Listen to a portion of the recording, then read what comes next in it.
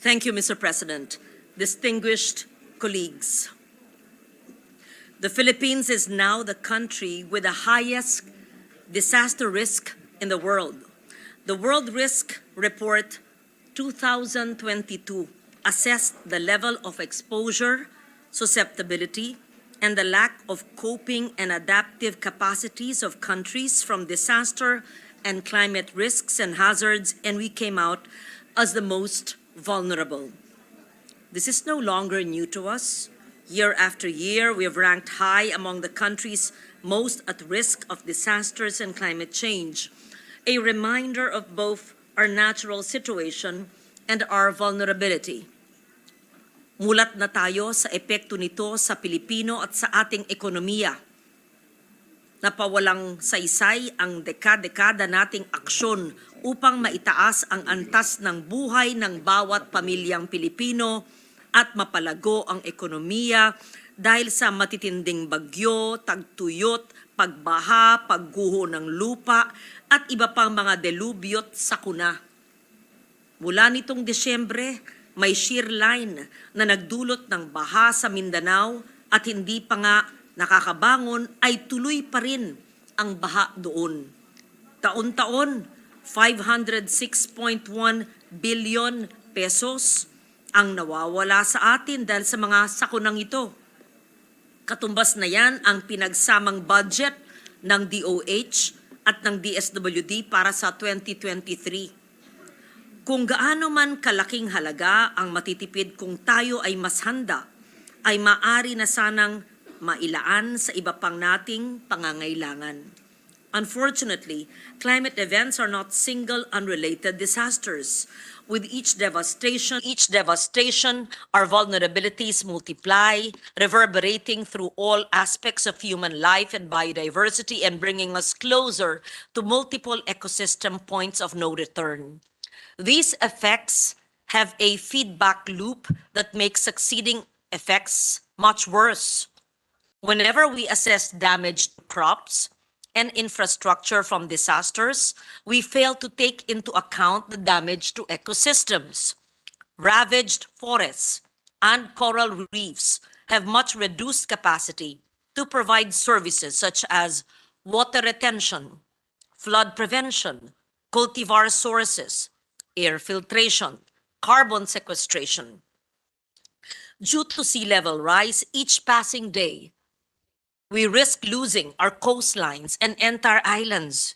We will lose entire cities and townships along the coast if we do not succeed, resulting in chaos. This fact needs to be integral to all our planning. Way back in 2009, we passed the Climate Change Act. We followed it up in 2012 with the People's Survival Fund.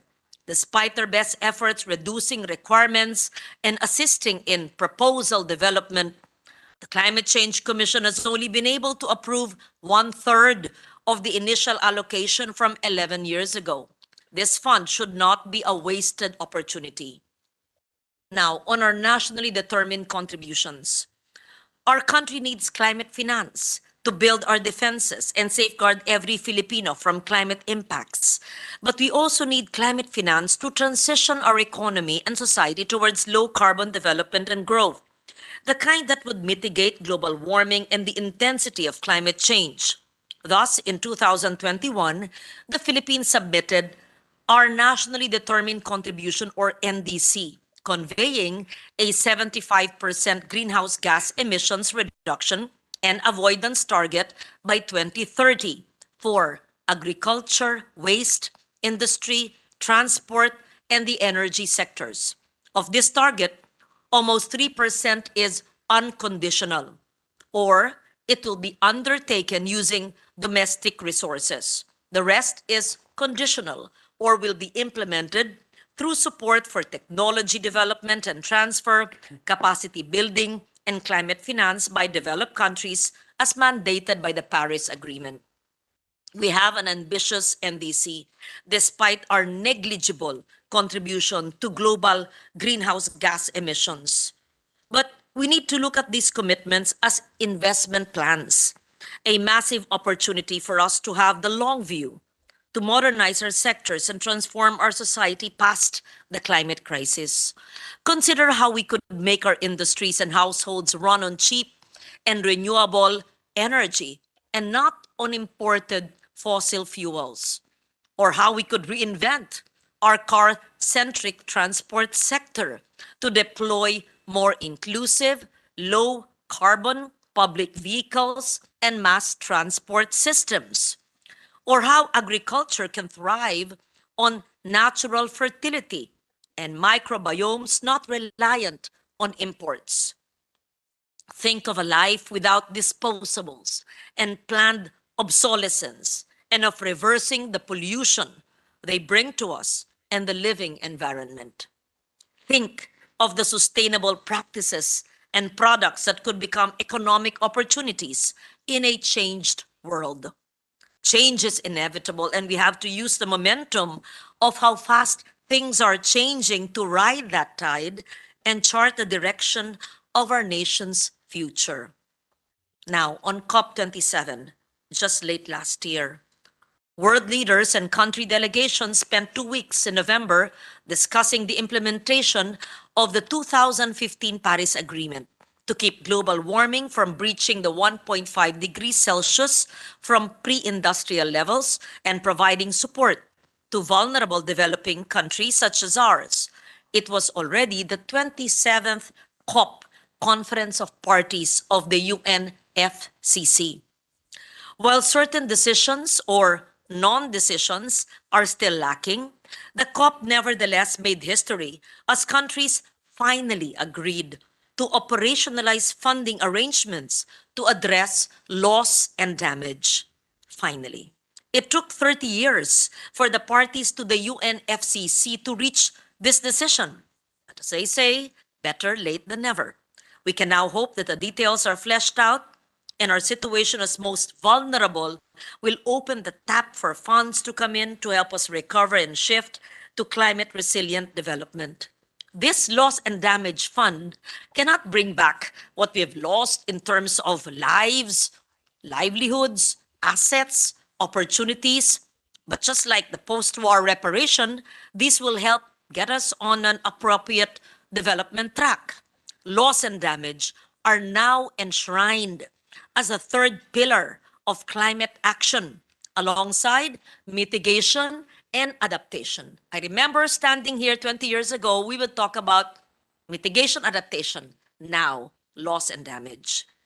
At COP27, the Philippines was also able to advance national interests by progressively phasing out subsidies for fossil fuels, promoting renewable energies, reducing emissions from deforestation and forest degradation, and non-market approaches to climate action. Our country also recently joined the High Ambition Coalition for Nature and People. The commitment of the Department of Foreign Affairs, finally, and the Department of Environment and Natural Resources, finally, in joining the HAC has set an aspiration of protecting at least 30% of the world's land and ocean through increased public and private financing to ensure long-term management and local governance and clear implementation mechanisms to nature so we can recover the ecosystems by the year 2030. This target was adopted by the Conference of Parties, another COP, in another critical convention, the Convention on Biodiversity, or CBD. In COP 15 of the CBD, state parties also agreed on major shifts in societies necessary to halt mass extinction. Mas pinapag-usapang ang COP ng UNFCCC, kasing halaga po ang COP ng CBD. This is consistent with the United Nations declaration of this decade as one for ecological restoration. Lahat nakatugma sa dekadang ito po.